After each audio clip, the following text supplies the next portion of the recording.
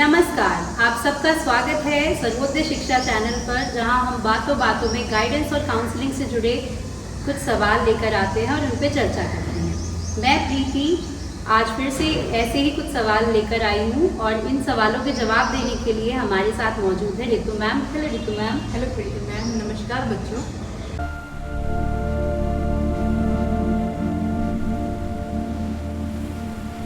तो आज हम बात करेंगे कि क्या एजुकेशनल सेटिंग में हमें मारने पीटने की ज़रूरत है बच्चों को, क्या कॉर्पोरल पनिशमेंट देनी चाहिए।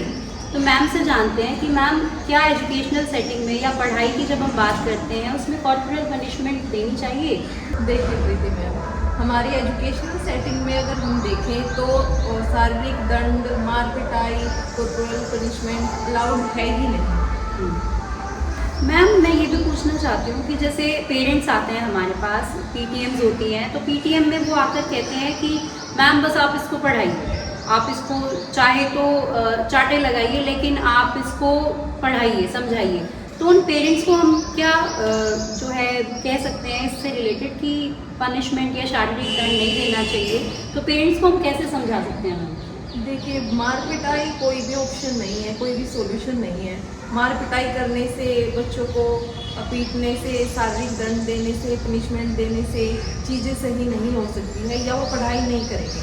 देखिए, अगर आप किसी को पीटेंगे और फिर ये उम्मीद करेंगे कि वो सारी चीज़ें रट ले, याद कर ले या सीख ले, तो ऐसा पॉसिबल है नहीं। सीखने के अलग अलग तरीके होते हैं, हमें उनको फॉलो करना चाहिए, ना कि मार पिटाई को। ठीक है मैम, आपकी बात सही है, लेकिन क्या ऐसा हो सकता है कि जो पेरेंट्स ही कह के जाते हैं कि आप इनको मारिए पीटिए ताकि ये पढ़ लें, क्या मारने पीटने से बच्चे ज़्यादा सीखते हैं, या अगर हम नहीं मारेंगे या पीटेंगे तो क्या वो कमज़ोर रह जाएंगे पढ़ाई में। पढ़ाई में कमज़ोर रहना या पढ़ाई में अच्छा होना, इसका मार पिटाई से कोई भी रिश्ता, कोई भी संबंध, कोई भी रिलेशन नहीं है। अगर मार पिटाई से ही सब पढ़ लेते, सब होशियार हो जाते या सब चीज़ें बच्चा सीख लेता तो सभी मार पिटाई करते, लेकिन ऐसा नहीं है। तो इसका कोई रिलेशन नहीं है मार पिटाई का पढ़ाई से। अगर बच्चे, इससे तो बच्चे के अंदर एक डर डेवलप होता है। बच्चे के अंदर डर आ जाएगा तो वो उस चीज़ को सजा के साथ जोड़ेगा, ना कि वो इंटरेस्ट लेके पढ़ पाएगा।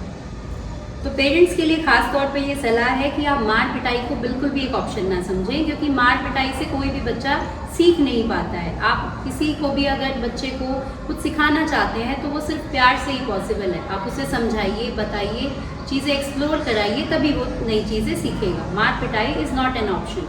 मैम इसी से जुड़ी एक और बात मेरे दिमाग में आ रही है कि जब हम बच्चे के व्यवहार में कोई चेंज करना चाहते हैं तो क्या उसमें कोई डर लाने की ज़रूरत है। जैसे हम स्कूल में होते हैं तो हम ये कहते हैं कि बेटा आप लेट आए तो आपको ऐसी सज़ा मिलेगी, या आप यूनिफॉर्म में नहीं आए तो आपको ये पनिशमेंट दी जाएगी। तो व्यवहार में चेंज करने के लिए क्या हमें कोई किसी तरीके का डर लाना ज़रूरी है?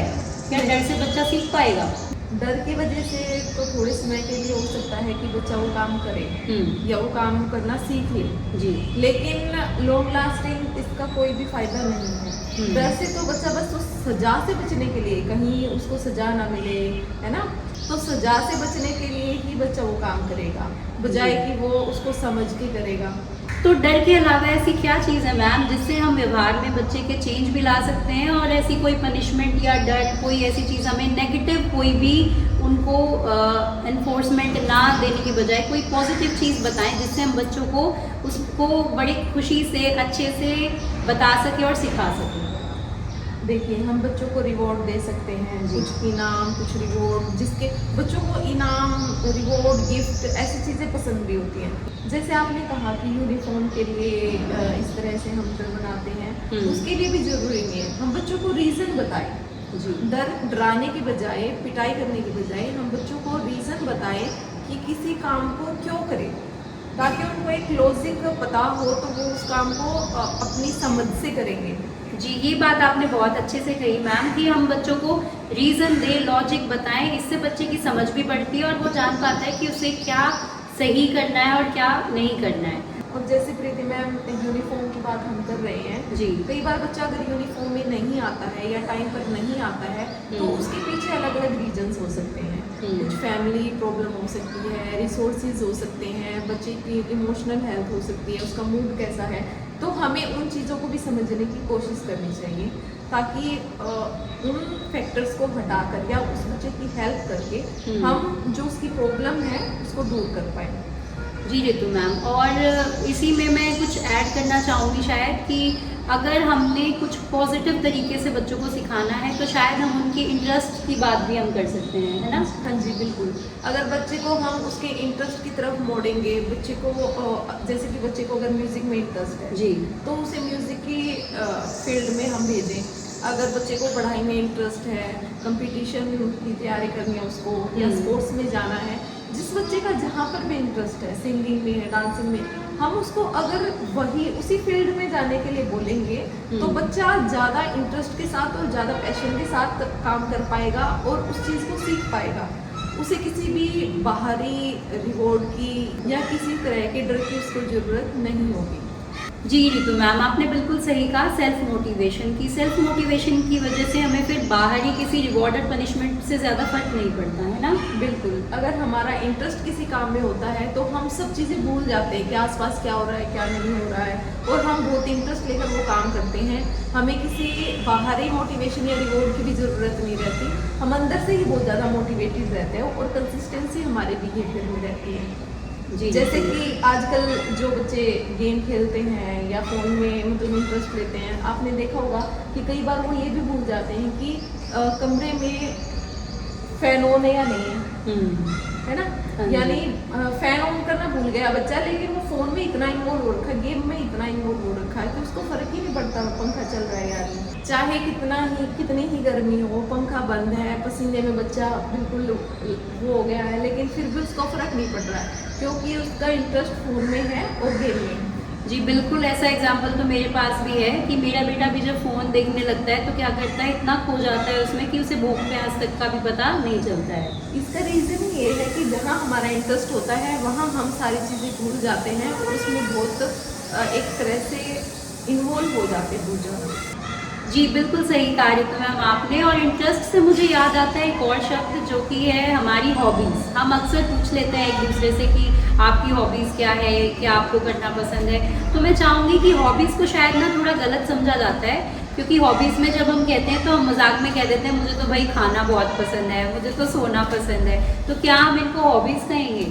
बिल्कुल भी नहीं, आपने बिल्कुल सही कहा। आजकल अगर हम किसी से हॉबीज़ पूछते हैं तो लोग बड़े उसमें कहते हैं कि बड़े मज़े से कहते हैं कि मुझे तो सोना पसंद है, मुझे तो खाना पसंद है ना, मुझे तो खाली रहना पसंद है, हाँ जी, बिल्कुल। समय को खराब करना पसंद है, राइट? लेकिन ऐसा नहीं है। हॉबीज़ का मतलब है कि कुछ प्रोडक्टिव हो, जिससे कुछ आउटकम निकले, कुछ प्रोडक्टिव हो, ना कि वो ऐसे ही टाइम वेस्टिंग। देखो अगर हम खाली बैठे हैं, है ना, हम ज़्यादा ही सो रहे हैं, खा रहे हैं, उसका प्रोडक्टिव तो कुछ है ही नहीं, आउटकम तो कुछ है ही नहीं, बल्कि उसके नुकसान ही है। हम टाइम वेस्ट कर रहे हैं, हम हद से ज़्यादा सो रहे हैं, हम अपना रूटीन ख़राब कर रहे हैं, ज़्यादा हम मीटिंग कर रहे हैं। तो मैम किसको हम अपनी हॉबीज़ बना सकते हैं, कह सकते हैं कि ये हमारी हॉबीज़ हैं? जैसे स्पोर्ट्स में अगर बच्चे का इंटरेस्ट भी है और वो अच्छा खेलता है कोई भी गेम, तो हम उसको उसमें भेज सकते हैं, उसको वो अपनी हॉबीज़ में ऐड कर सकता है जी, क्योंकि वो एक प्रोडक्टिव है, उससे बच्चे का ओवरऑल डेवलपमेंट भी हो रहा है। जी। तो बच्चों आपने सुना, हॉबीज़ आप आगे से अब ये नहीं कहना कि मुझे सोना खाना ये सब मेरी हॉबीज़ हैं, ये हॉबीज़ में एक्चुअल में काउंट ही नहीं होती है। कुछ क्रिएटिव करना, कुछ ऐसी चीज़ें नई सीखना जो आपकी स्किल्स में ऐड करती हैं, उन्हें हम हॉबीज़ कहते हैं। ठीक है, तो आप ज़रा सोचिए कि आपकी हॉबीज़ क्या है, इसके बारे में आप थोड़ा डीप में सोचिए। ये बाकी जो मजाकी चीज़ें इन्हें छोड़ दीजिए और सच में आपके अंदर क्या स्किल, क्वालिटी, क्रिएटिविटी है उसको आप थोड़ा सर्च कीजिए अपने बारे में। तो बच्चों आप अपने इंटरेस्ट पे फोकस करिए, आप सोचिए, ढूंढिए कि आपको क्या काम करना अच्छा लगता है, कौन सा ऐसा काम है, कौन सी ऐसी चीज़ें जो आप करते टाइम सब कुछ भूल जाते हैं, है ना? चाहे वो स्पोर्ट्स हो, पढ़ाई हो, कोई पर्टिकुलर सब्जेक्ट हो या आपकी कोई भी स्किल हो, और उसको फॉलो कीजिए और उसी फील्ड में आगे बढ़िए। आपको किसी भी तरह की, किसी डर की, पिटाई की, किसी भी तरह के रिवॉर्ड की, बाहरी लालच की ज़रूरत ही नहीं पड़ेगी आपको। आप अपने इंटरेस्ट के बेस पर आगे सक्सेसफुल हो जाओगे। तो बच्चों को तो रितु मैम ने बहुत अच्छे से इंस्पायर कर दिया है। तो पेरेंट्स और टीचर्स को मैं यही कहना चाहूँगी कि आप भी जो है कॉर्पोरल पनिशमेंट और इन सब चीज़ों का सहारा ना लेकर बच्चों के इंटरेस्ट को डेवलप करने में अपनी एनर्जी चैनलाइज करें, ताकि वो बच्चों को सही दिशा मिल पाए। तो इसी के साथ हम आज का अपना पॉडकास्ट यहीं एंड करते हैं। तो हम आपसे फिर मिलते हैं बातों बातों में के अगले एपिसोड में। तब तक के लिए बाय।